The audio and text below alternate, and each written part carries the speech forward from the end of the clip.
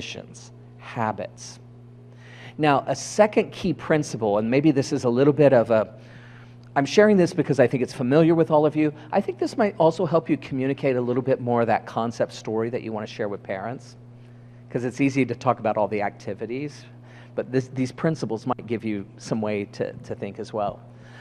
Another principle in our Cultures of Thinking project is this: the development of thinking and understanding is fundamentally a social endeavor.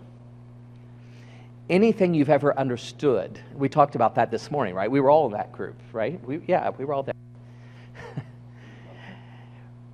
Not a single person said, the thing that I understand, I totally just did it on my own. Now, there was a place where I got to practice. I had some by myself time with it. I self-directed. So there certainly is room for the individual, right? Anything that you've understood individually, you had to get your head in the game. But rarely is understanding something that just happens individually. It's often then in collaboration with others.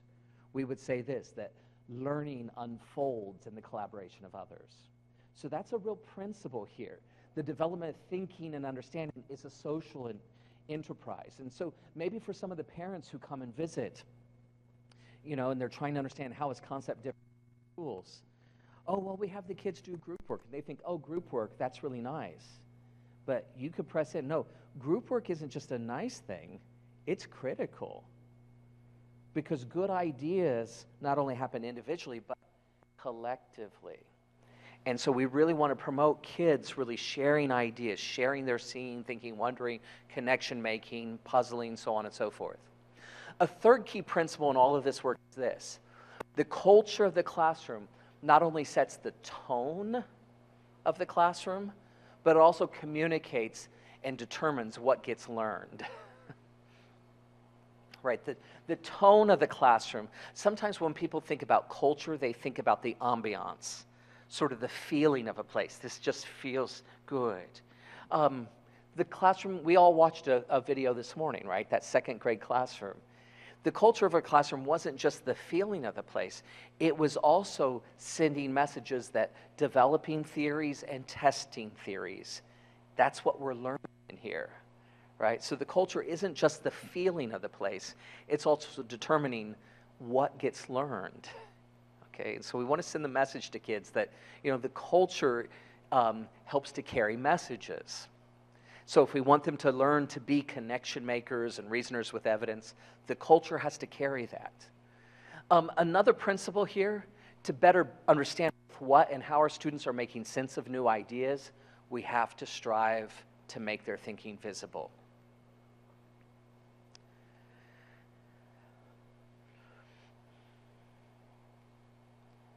Maybe there's a lot of other schools out there that don't necessarily strive to make their kids' thinking visible.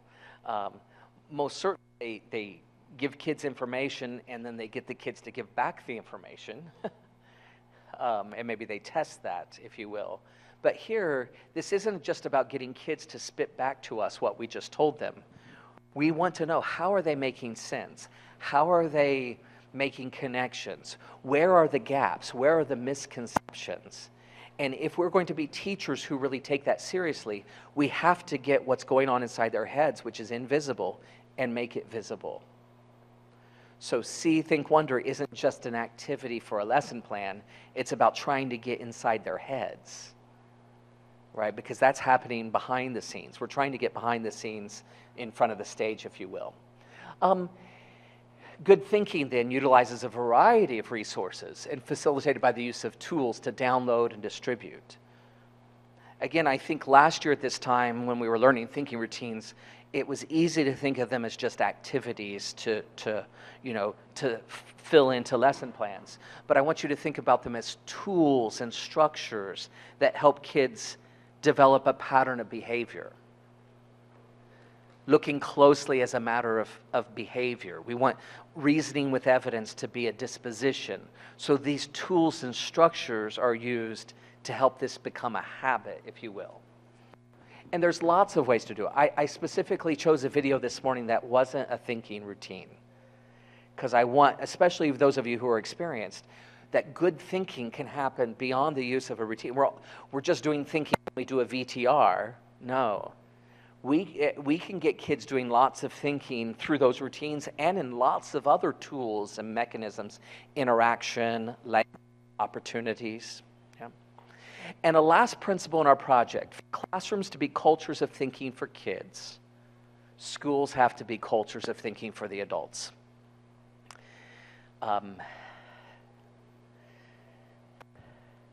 This is one of the principles we really want to make quite clear on the concept campuses, that if we want our classrooms to be rich places of learning for those children, then how are we going to be learners ourselves, right? And last year on this campus, and certainly the previous years on the other two campuses, just getting the ship up and running, that's just a lot of business to attend to. But it would be easy to get trapped in just putting the business in place and forgetting to do the learning. I don't think that's a problem with us here, because I think last year we were always coming back to the learning, all those learning labs and snapshot protocols that we did. So part of that isn't to annoy anybody, but it's to continue to fuel people. In these moments of reflection, in these moments of learning that we do with each other, that helps us with all the busy. Teachers who reflect together, teachers who inquire together, teachers who puzzle together, often have classrooms where kids inquire, reflect, and puzzle. Teachers who are just busy and getting stuff done generally have classrooms that look like they're just busy and getting stuff done. So that's the big idea, these 6 key principles. And that was a lot of talking at you, much more than I've wanted to do. So why don't you have a chance to pair up, if you pair up nicely at your tables. Yeah, you guys do. You guys do. Oh. Felipe, you're always the odd man out. Or Camilla B. I don't know which one's the odd man. So one of you will need to be a trio. But why don't you turn and talk with one person next to you rather than the whole table? What comes up for you? When you think of these principles and your experiences last year, what comes up for you and what's really resonating with you? And so what? So what about that strikes you as particularly important? How is that speaking to your teacher heart and mind and soul, perhaps in a pretty powerful way this year, right now, than let's say last year at this time? So I'll go off mic so that the two of you can talk for a moment.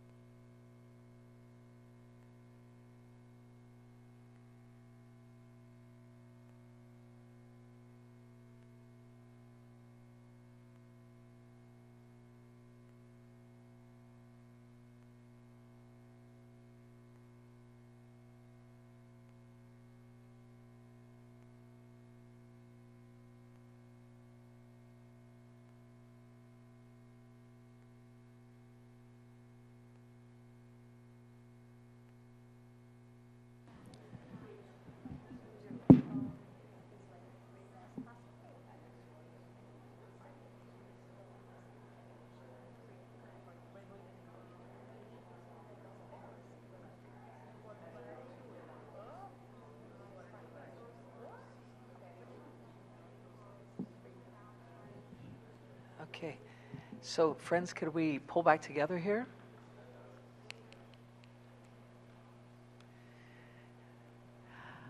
I could have shared it when we were all in that tiny little room down there. I could have shared this list with you last year. I didn't. I made a choice to wait until now. You know, you've had a lot of time and thinking and reflection in this space about creating a culture of thinking some time. And so now I'm putting these principles in front of you. So just want to hear from the group, since this is, you know, the group of the experienced. What's making sense for people, or what's coming up for you? And so what about that do you think is important for you or for us as we think about our next stage in our growth? What came up for you?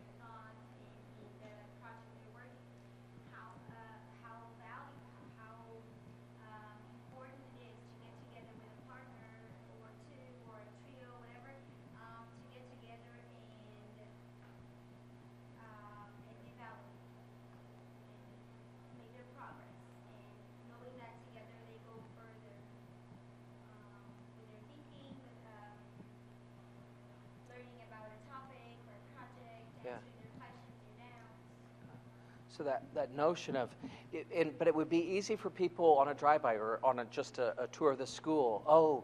Oh, isn't that nice? They have kids working together, and it could just be a nice thing.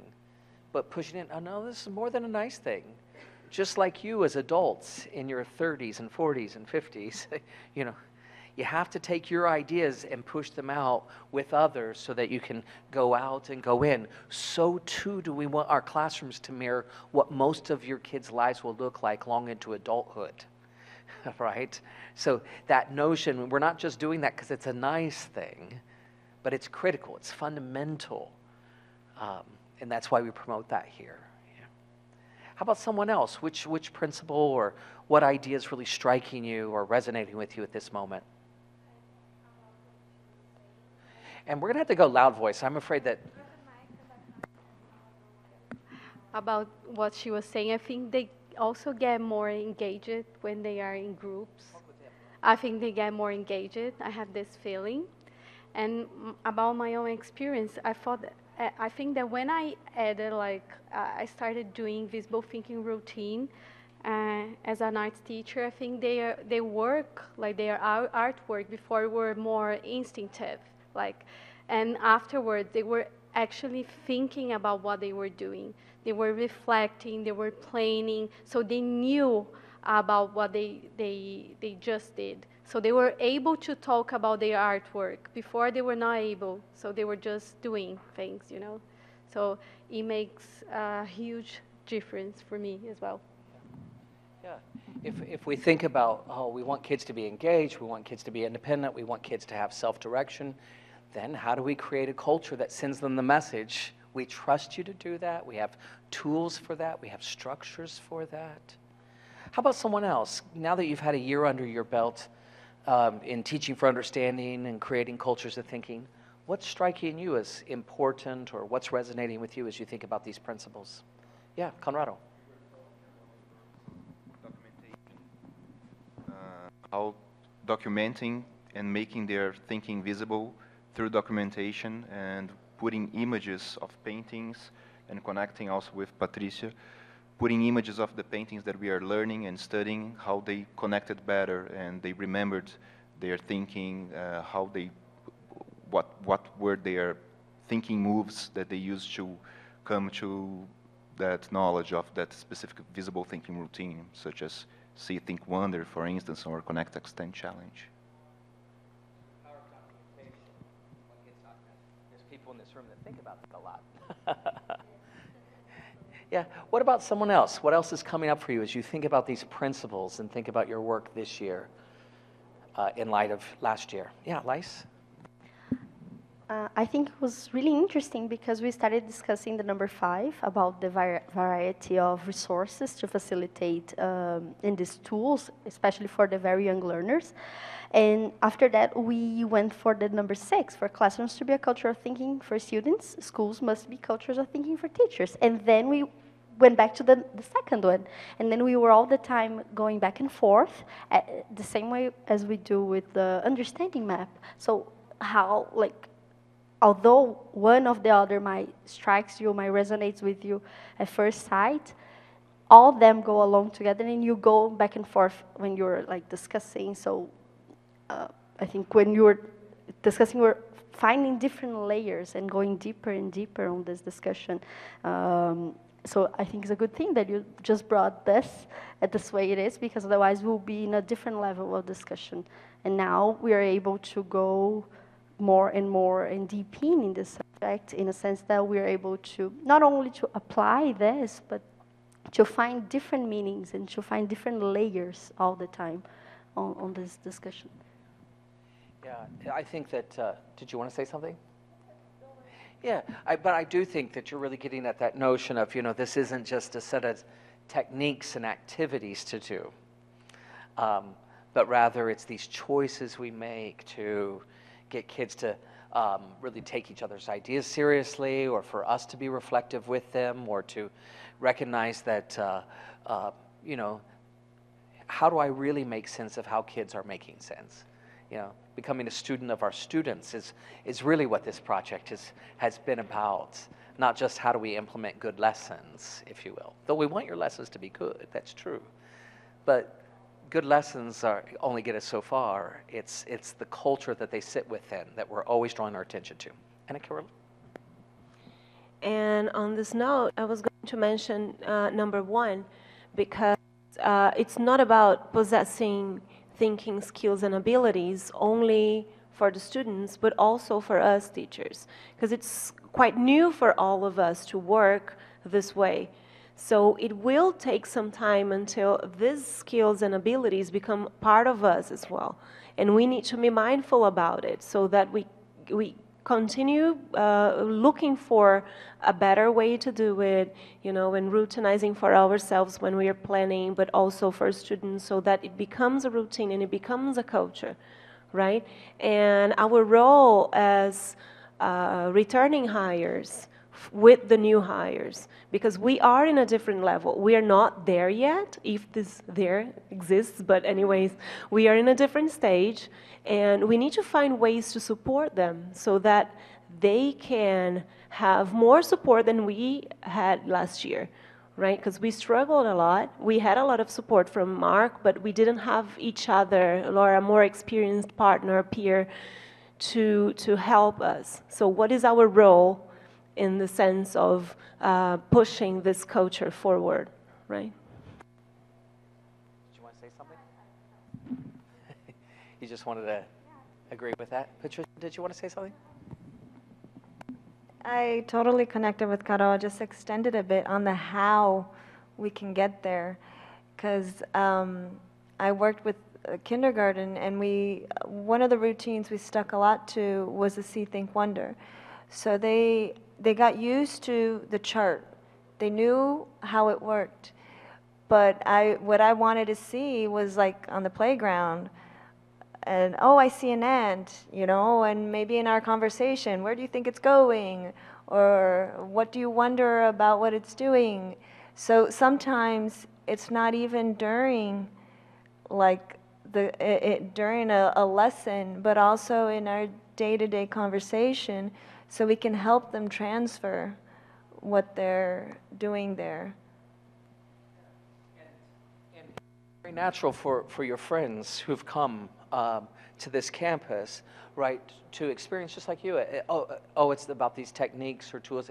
If there's a lot of unfamiliar, or it feels good, but I'm just trying to get my head around a lot of things, it'll be easy to see these things as these tools, as opposed to we're trying to foster these habits. These tools are just in service of fostering these habits, So there's See, Think, Wonder, the routine, but seeing, thinking, wondering as routine. Right? See, think, wonder. The routine could be great if we're looking at these simple machines, let's say in a third grade science unit. But see, think, wonder, that seeing, thinking, wondering, gosh, that's something I can do as a 48-year-old as I'm trying to understand what's going on in Venezuela. And I'm looking at the news and I'm just horrified about what those people must be going through, and I'm trying to understand. And this is the moment where seeing, thinking, wondering comes into play. See, that's not just a routine as an activity, but this is what we could do when we're trying to figure out the issues that we face and the events that we come across and so on and so forth. So how does concept school become a place that helps kids grow the very habits that we wish them to take long into adulthood? Yeah. On that note, then, I think you're all at a place, and I've said this many times, again, creating a culture of thinking is not about instituting a set of practices faithfully. If it were, then we'd be done. We would be there if there's a there. But creating a culture of thinking isn't about instituting a set of practices faithfully. It's an ongoing process of refining our teaching as we strive to make thinking valued and visible and actively promoted in our classroom. Right? You know your subject area. You know teaching young children. You know the curriculum docs. Oh, that's not me doing that. And you know all those things. The one thing that we don't know is what's going on in our students' heads. This group that you've got this year, you've taught kindergarten before. I know kindergartners. What I don't know is what's going on in these kindergarten students' heads. And if I strive to make their thinking visible, then what value will that have for me and for us in our kindergarten class or grade 3 class, anywhere in between? Maybe that's why there's not a there, because it's just this constant refining, reflecting. Do I push in? Do I step back? And you're in the company of other people at this school. If you were going it alone, if you were at a traditional school trying to go that alone, you could do it, but the gravity of that might make that very challenging. But if you're in the company of lots of teachers that want to make that happen, then you can all kind of tussle with that together, as you did last year, and then certainly now as you've got other colleagues joining you. So on that note, then, let's just get into launching our Cultures of Thinking Inquiry Action Project. Again, as soon as I put it out there like that, the Inquiry Action Project, it make it sound like it's bigger than Ben-Hur, bigger than, some big epic film. We want to keep this very close to your heart and your hands as possible. So here's what I'd like you to consider. I'd like you to think about all the accomplishments that you had last year. Okay, great. And now I want you to think, okay, when you came off the end of the school year, along with all the accomplishments, there must have been one or two things that still puzzled you. One or two. Why, you're thinking 12 or 18? I'm sure everybody, and that's natural. Anything that's worth understanding, there's always going to be more to understand, right? Just like our friend who did Tai Chi, John, he was mentioning, right? I know I understand when I know there's more for me to understand, right? So I want you to think about the questions you continue to bring to this idea. Teaching for understanding, making a culture where students' thinking is visible. What are the issues or the concerns that keep tugging at you? You know, that thing that your mind keeps drifting back to, the puzzles that keep coming up. I'm not talking about that thing that is paralyzing you. Like, I need to address this immediately. I need to make this phone call to this parent now. Okay, yeah, there are those kinds of concerns.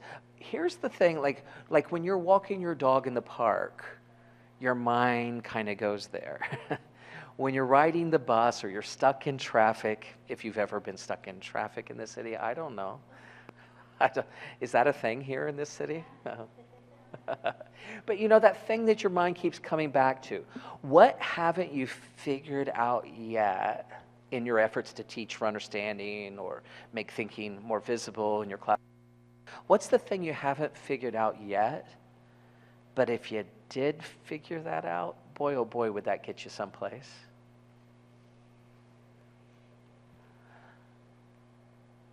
For our purposes here right now, I want you to try to listen to your gut. What's your gut tell you? In other schools where I've worked, where people have gone down the track like yourselves, they've thought about the big picture, the understanding map with the thinking moves, they've done thinking routines, and so sometime down the track, then I share this with them. What's that something in your efforts to create a culture of thinking that's still just, it's almost in reach, but not quite there? Sometimes I've heard teachers say this, you know, in other places I work, it could be preschool through high school. I've heard some high school teachers say this, I'm still kind of puzzled by the spoon feeding dilemma. In other words, I've got these 12th graders or these 11th graders. They like all the thinking stuff, but then at the end of it, they say, yeah, but what are the notes, sir? As if all the thinking stuff is fine, but I still want the notes. What's the PowerPoint? What's the notes? It's almost like they are being spoon-fed. They want to be spoon-fed. And I'm still just a little concerned about that. That might not be for you guys because you teach younger kids, but you can see a teacher say, in my efforts to promote more thinking, I've got this on my mind, this spoon-feeding dilemma. I've heard other people say this before. My kids really know what to do when I prompt them, but if I'm not there to prompt them, you had a version of that just a moment ago, something like that. If I'm not there to prompt them, they don't seem to take it up. And I'm just puzzled by that. I know they have the ability to do it. I don't see them doing it on their own. You know, I've heard some people say this. Their extended responses, like on a bigger, it seems to be like they're just giving me filler language. It's not really substantive. It seems like they're just mirroring back, you know, code words, and they're not really speaking about connections. And so I'm just kind of worried about that. I want those kids to say something a little bit more rich. I've heard people say this, all the classroom conversations have been really great, but they always go through me. I'd like to see them kind of lead the conversations more. So that's what other people like you don't have to pick one of those. That's what other people say. So I want you to pause for a moment, dig inside, and what's your gut telling you? What's that thing that you know is still a little elusive for you?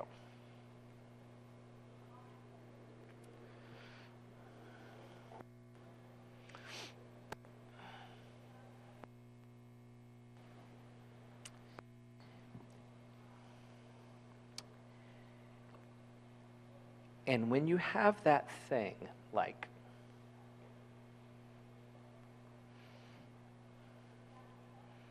I don't know that I always hear all the kids, or I don't know what it is, but once you have your thing, just go with your gut, and if you really just can't figure out anything, just go with the first thing that comes to your mind. But using as many of these questions starts below, and we've done something like this before. I'd like you to generate as many questions as you can related to that thing that's still puzzling you, your culture's a thinking puzzle. I'm going to be quiet for a few moments, and I'd like you to churn out 10, 11, 12, 13 questions. I want you just to churn out questions using these starters as a way to just get some clay on the table, if you will. So if the thing I'm worried about is my quiet kids, why? Why do I have so many quiet kids? How would it be different if I got the quiet ones to lead the conversations rather than the loud ones? What are the reasons that kids tend to be quiet? What's the significance of kids being quiet. Why is that a dilemma for me? What if the quiet kids somehow found their voice? Do you see what I'm doing? I'm taking this thing and I'm just trying to churn out a bunch of questions. You guys sometimes know me as being a nice guy, maybe like good cop. Now I'm going to be bad cop.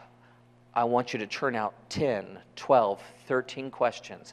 Don't agonize. Don't try to craft the perfect question. Right now, as fast as your little fingers can fly on that keyboard or as fast as your hand can write, just start jotting down a bunch of questions. I'm going to have a process later for you to winnow that list down. So right now, just churn out a bunch of questions related to your puzzle.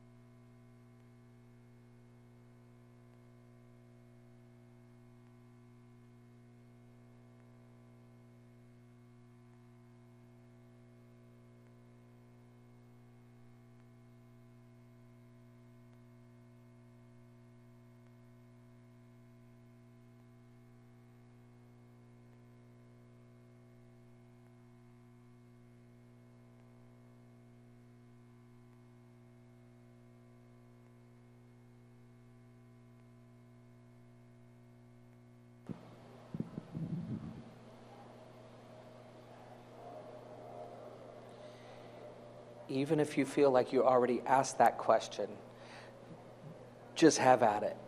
Ask it again from with one of those other prompts. Get yourself at least 10, 12, 13. I'm being taskmaster on this one.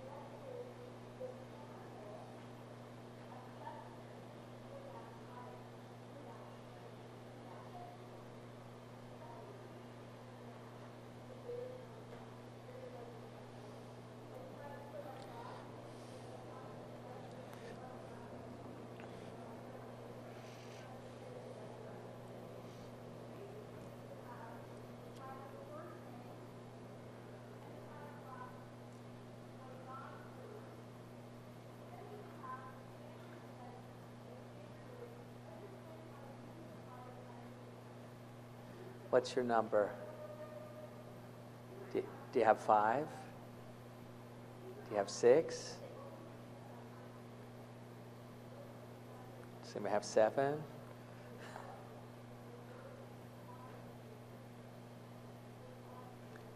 Wherever you are, I need everybody to write 2 more.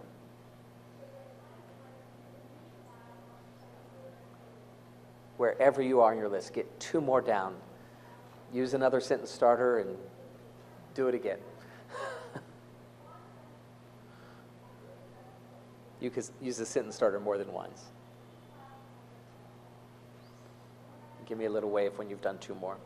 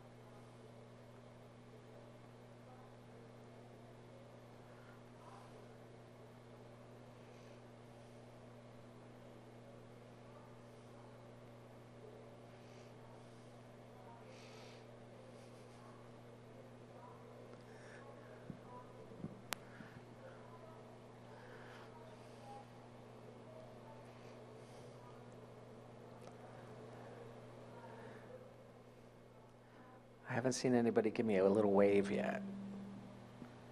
Have you done your 2 more?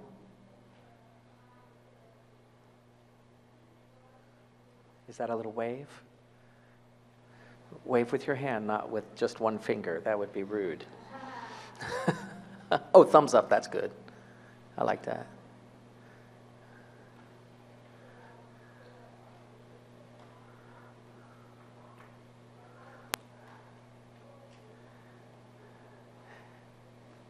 You're also serious here.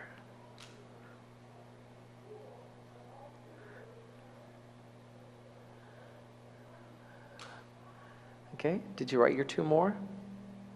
So you might not have 10 or 12, but do you have 6 or 7 or 8? Is anybody going to talk to me or look at me? Okay. Okay, everybody write 1 more. 1 more, everybody, right now. 1 more, 1 more. Just 1 more. Be clever, even if you feel like you just wrote that. Use another sentence starter and write the same thing. 1 more, that's all I'm asking. I won't trick you anymore.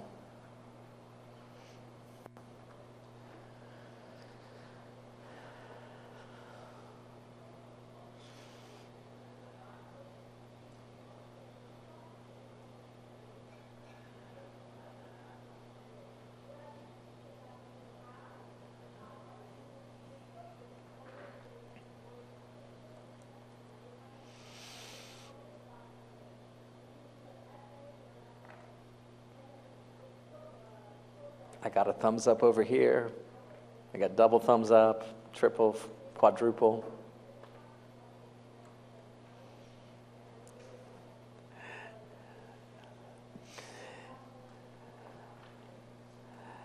Yeah, just wherever you are, you can find a stopping place here.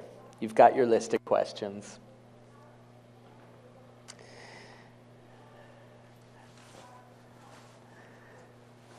So if I could get your attention back this way when you found your stopping place.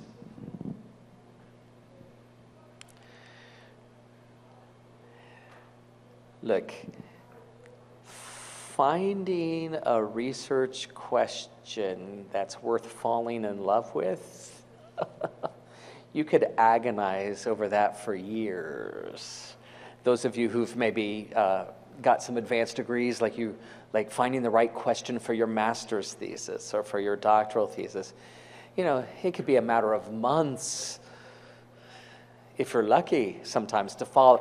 And often the first question you ask isn't really the question. So you have to live with it for some time. And then in the world of research, sometimes you land upon, the real question you really want to ask begins to reveal itself. So we're not doing any big grand master's degree thesis here or doctoral thesis. So it's not about, for the Cultures of Thinking Inquiry Action Project, it's not about finding the perfect question. It's about finding a right enough question that's really going to give you some fuel for your practice this year. So you've got that thing that's still a little elusive for you, like, how do I hear more quiet kids' voices, or what does meaningful documentation look like, or what are some of the other topics that are out there? Just the topic. Okay, what does differentiated instruction look like in a culture of thinking? What's another topic that's still a little elusive for some of you? Student autonomy. What's another one? What's another topic? What's that?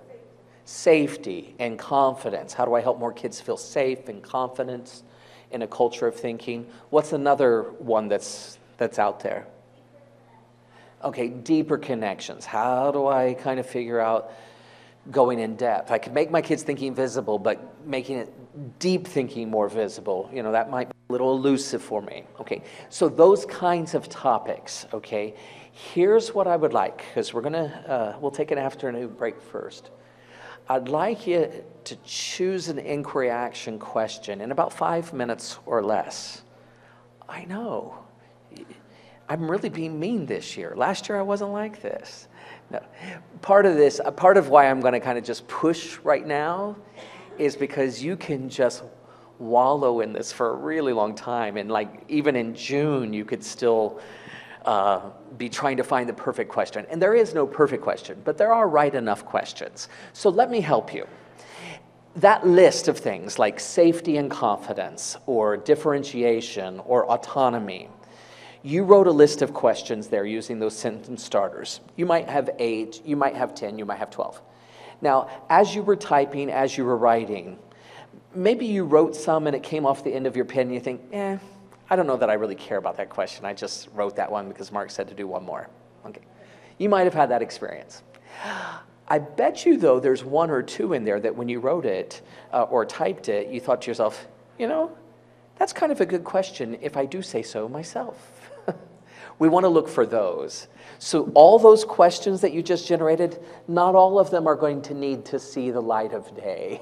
Some of them will just be tucked away in your ongoing folder. Maybe for another day, maybe for that rainy day.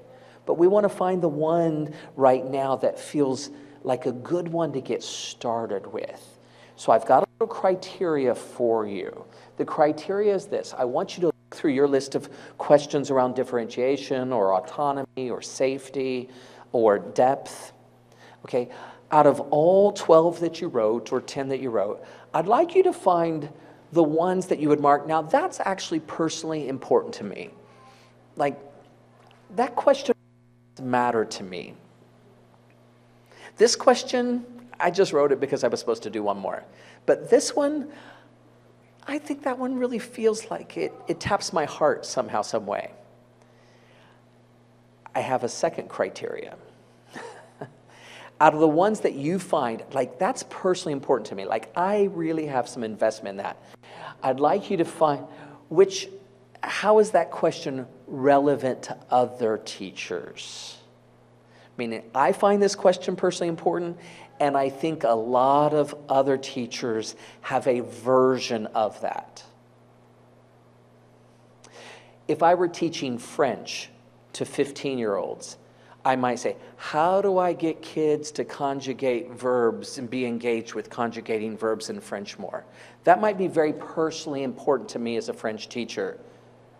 But that's not going to be personally important to a lot of the other teachers here, right? Because they're not teaching French. So that question, while it's personally important, if other people don't have that same kind of investment in it, it's going to be hard for me to connect with them.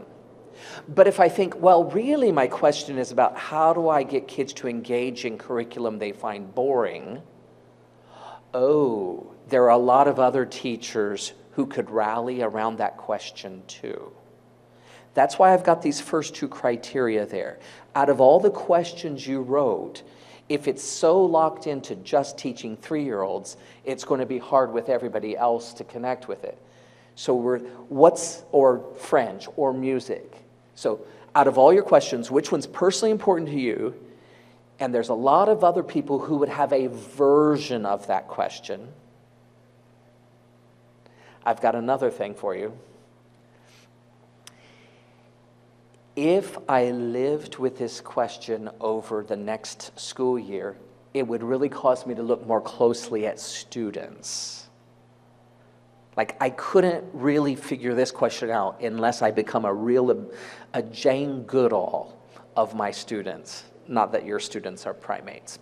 Well, maybe, but not like in the ape sense. Like, if I live with this question, I would have to look at kids closely. And then the last criteria, it seems about the right size. I think I could do something about it. I may not know what to do, but I think I could do something.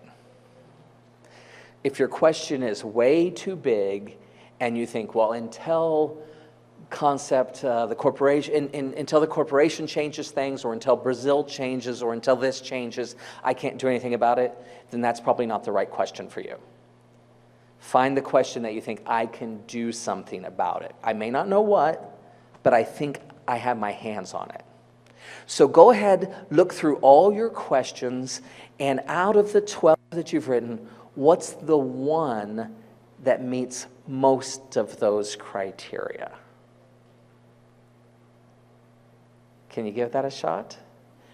And when you have found that one, we've got some blank A4 paper at your table. Come grab a texter up here, a marker. And I would like you, when you find your one question that's just going to get yourself started, you don't have to stay married to it forever, but for today, this is the one that I feel like has the most promise, personally important to me. Other people have a version. I would have to look at kids closely to get to the bottom of this. Feels about the right size.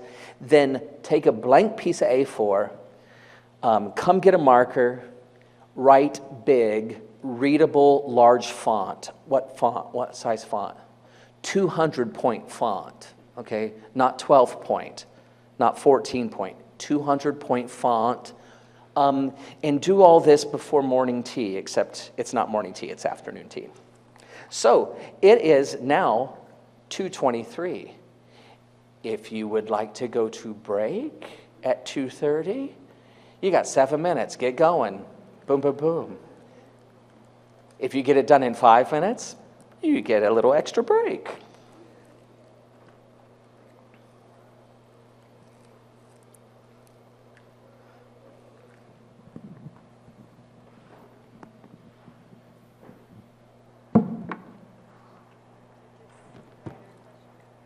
Right? If out of the 12, if you found the one that meets that, get your A4, come get a marker, write it in 200-point font, or 196. Just not 12. Is it going to be a size like this, or No. not bigger? I think there's blank A4. Yeah.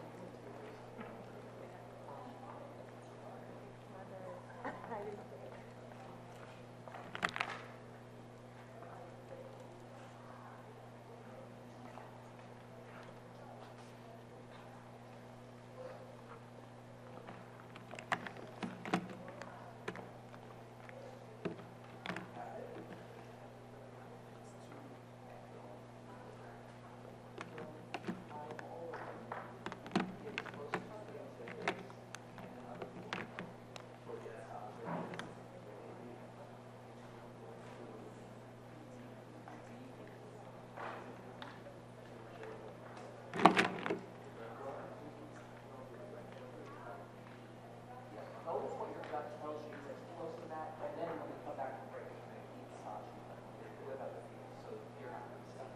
Nobody's going to go bald, just me. And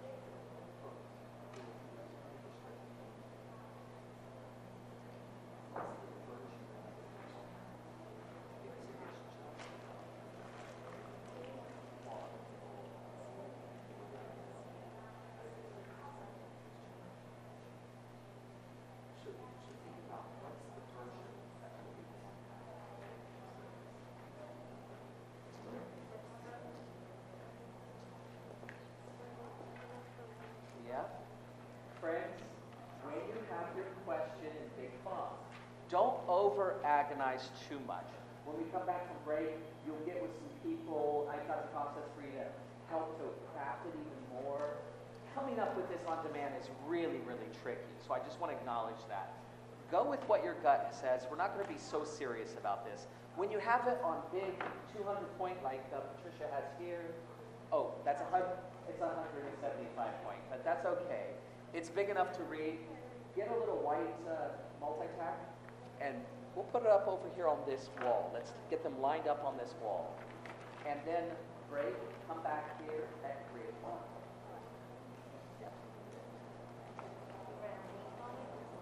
No, but you just need to remember, don't write your names on it. In fact, just, yeah, like that, Patricia. Just keep it at that level so people can read. Here's white tack, white tack. All right.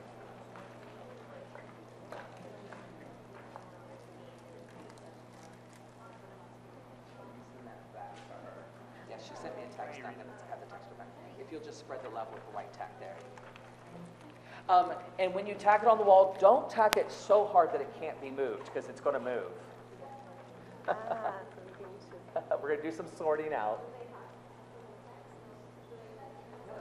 Here's white tack.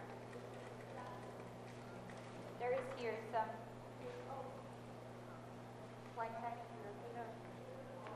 Yeah, just line them up shoulder to shoulder, because they're all going to move when we come back. Don't like really press it hard. Get it firm enough to stay for 30 minutes, but not hard enough to stay firm. This one is not as strong as blue tag. There's something in the glue. Yeah.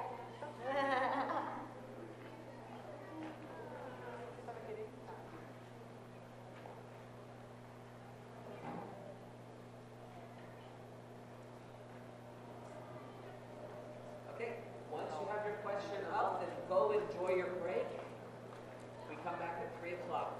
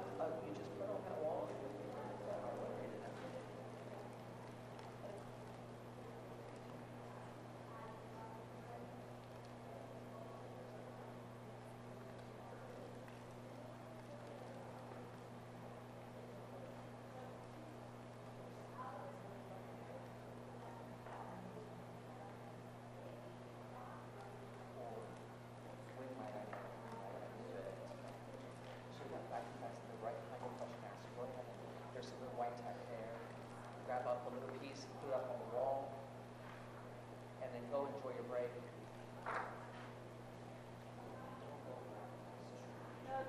I can only tell you that I know questions are going to change and they change and change. So just whatever one feels right enough to get started.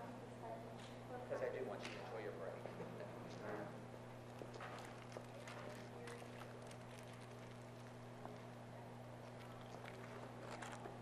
Didn't she say? She did.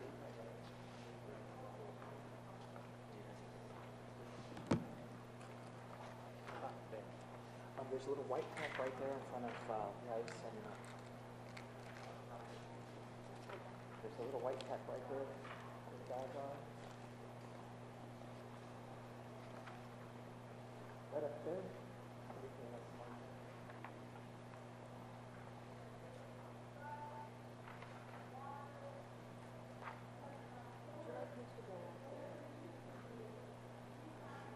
I think I'm going to have to pass on the cheese.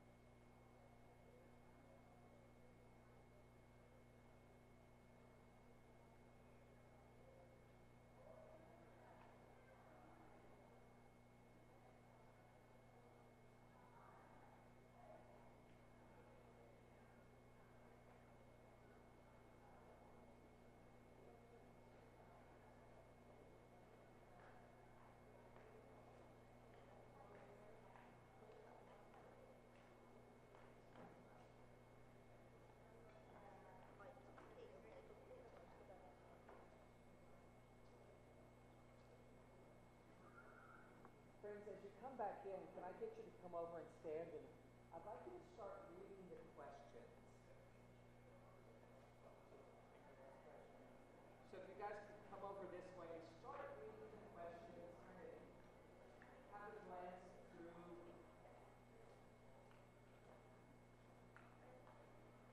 Which question is kind of like yours? Mark?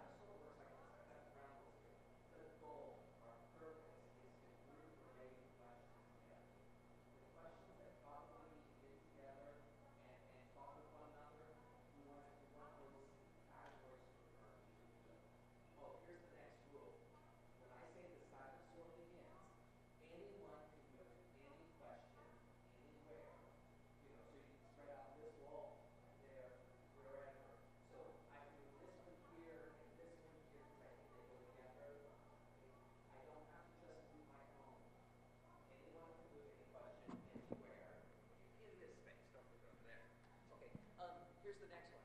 A question can be moved more than once until it finds the other questions it needs to be with. So we may see a question bounce around depending on how you're reading it, right? Eventually, or eventual clusters of 3 to 4 will emerge. So my experience has been sometimes they spread out, sometimes like 12 of them emerge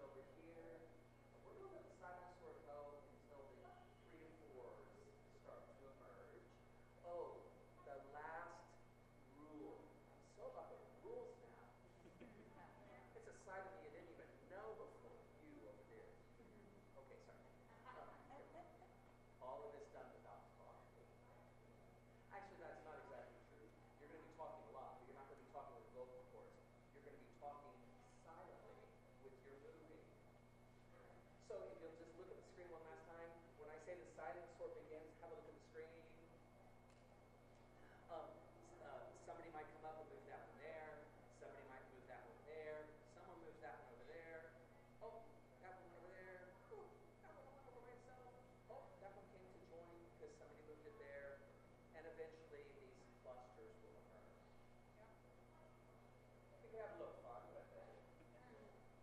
Okay? We all cool with the ground rules? Yeah. Okay, this side is for the kids.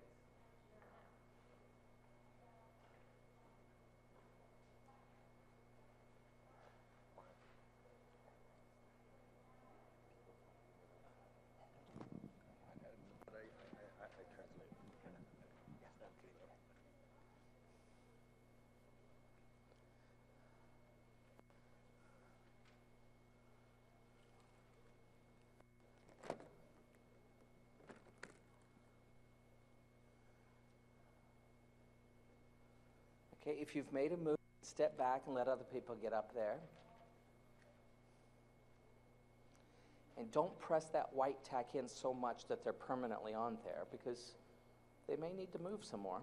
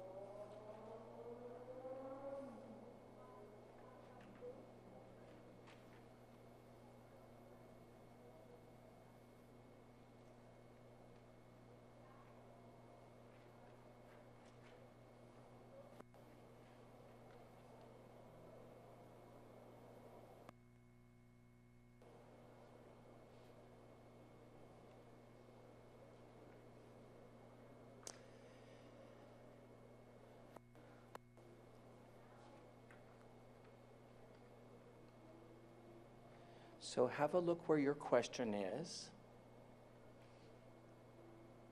Are the questions that are around it seem like, is that where your question needs to be, or do you want your question to be somewhere else?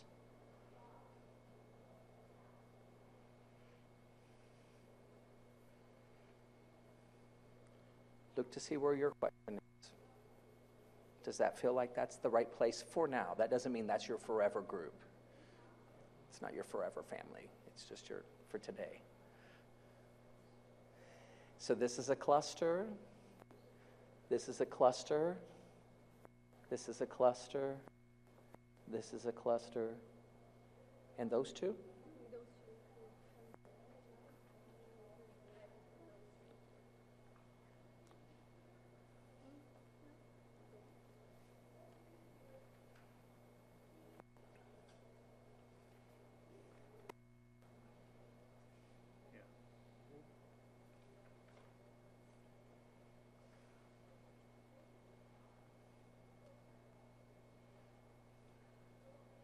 Does that feel about right?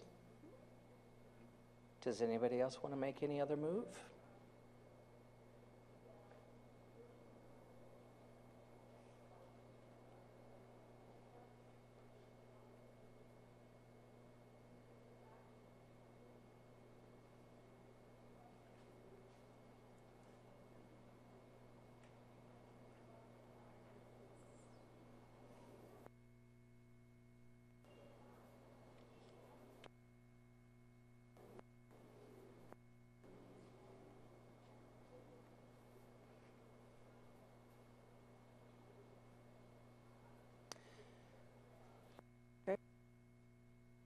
Clustered or clumped together enough, and these two are still with these two. Okay.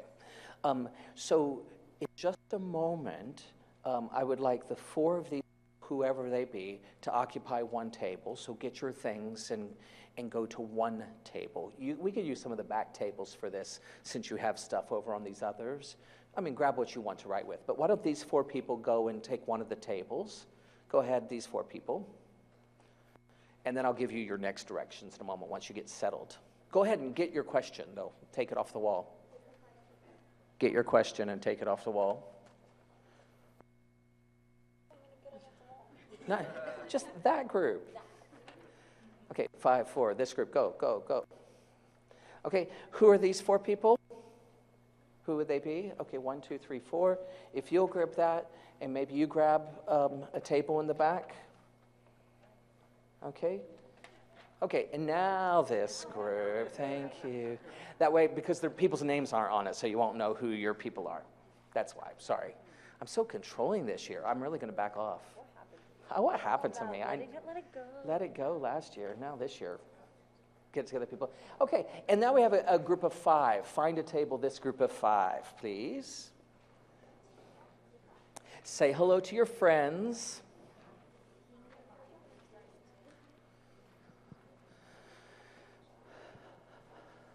Okay, so that group of 5.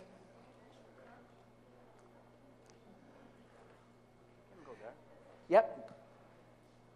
Grab yourself a table. And if you guys will look on the screen here, I'll share with you what I'd like you to do in this last 45 minutes for today.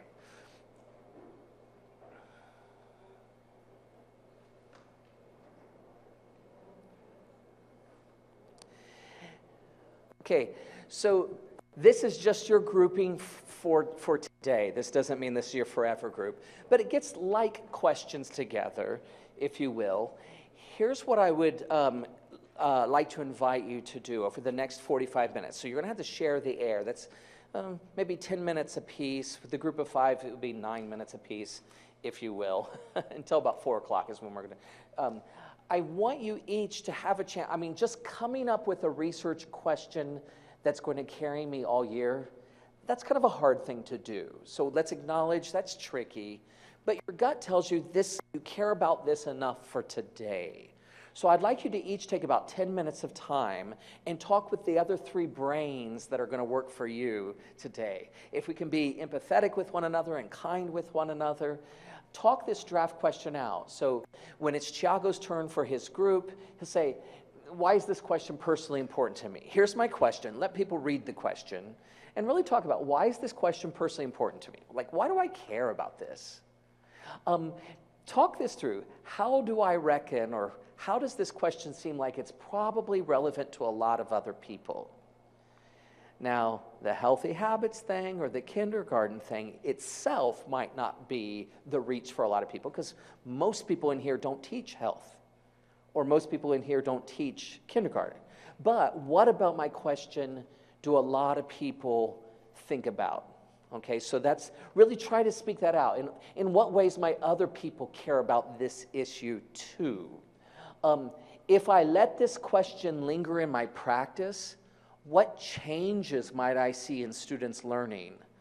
Like, what would success look like for me if I got some resolve to this question? Whatever your gut tells you. So when it's Thiago's turn, he'll talk through those questions with his friends first, and then the friends have a little chance to get in his space for a minute. Have some group think and talk. Does the question seem a little too broad or a little too specific?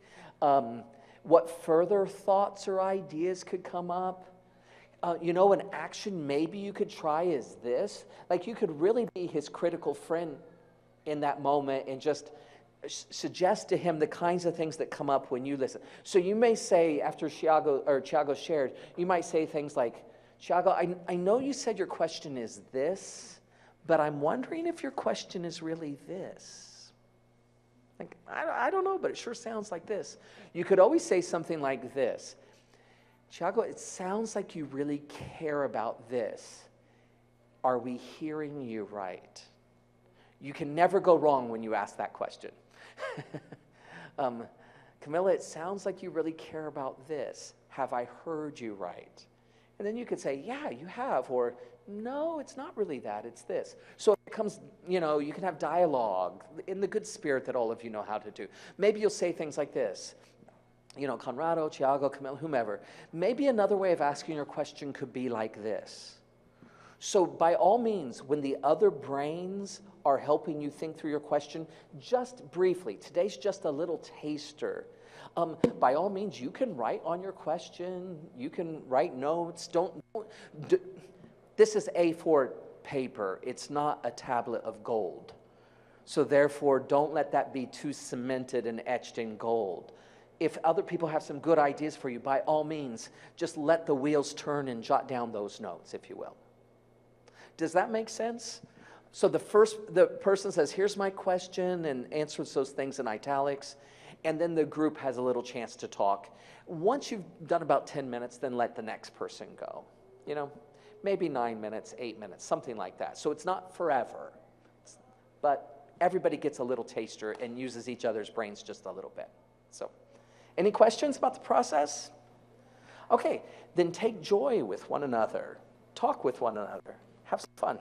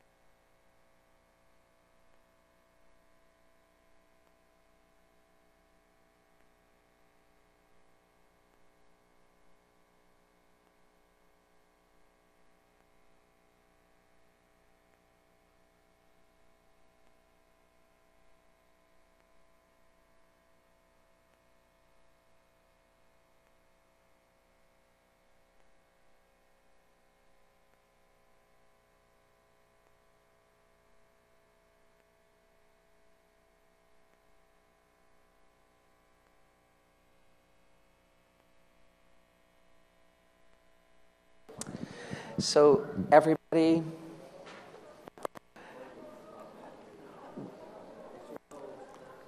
I think we're right at our 4 o'clock hour. I know I was with this table, this table, this table. You guys, well, I think they wanted me to come over here because they got mad at me over there. That's not true. That's not true. But look, part of what we're doing here today is finding the question. Like, the question on the sheet is one thing, but that's often not the real question. So trying to push, what's the question behind that question that's most important for me? That's where a good inquiry action project gets born.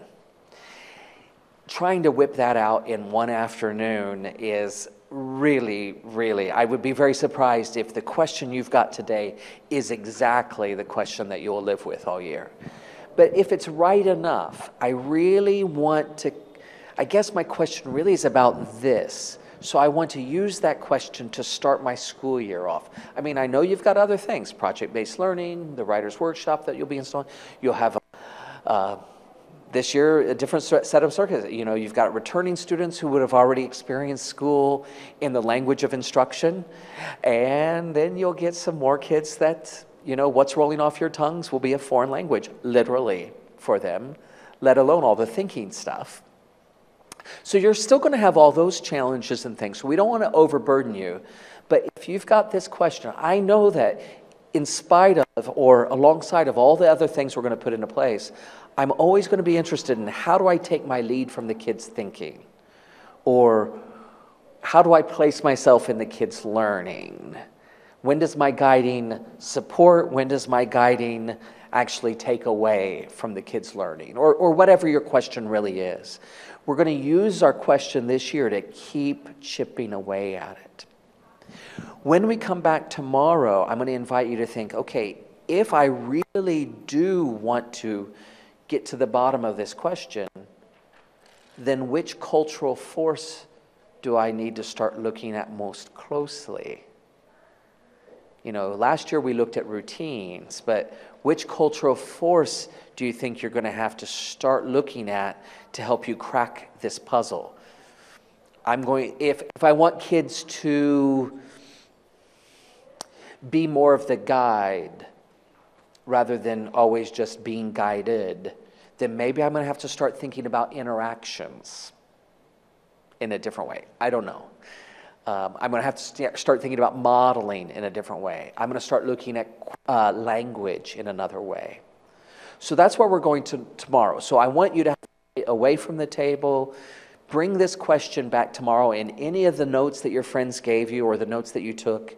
Tomorrow when we come back, we're going to keep on that process of what do I really want to get myself smarter about? Not because Eric's told me to do it or Priscilla or Catherine or anybody, but this is a question that I care about. And even if I go to another school some years down the track, whatever I learn here, I will take that learning with me wherever I go. So, inquiry action projects. That's what we're setting up this year. Also, in your small groups, using other people's brains to help you think through something, we want to get ourselves into the habit of that. And so I'll talk more about that tomorrow as well. But we don't want, I mean, you have to live your own question. You'll just have some other brains who will be friends in the process. And sometimes you give ideas to those other brains, and sometimes you get ideas from those other brains, right? But at the end of the day, it's your journey and our journey together. So having said that, I think they're dismissing up there. I think this 4 o'clock to 5 o'clock hour, you've got your time and space to meet with your colleagues and that kind of thing. Is that what you're doing? Guys, it's really nice to come back and join you. Thank you for having me again, and I'll look forward to seeing you tomorrow. Okay? Bye, everybody. Don't lose your sheets. Bring those tomorrow.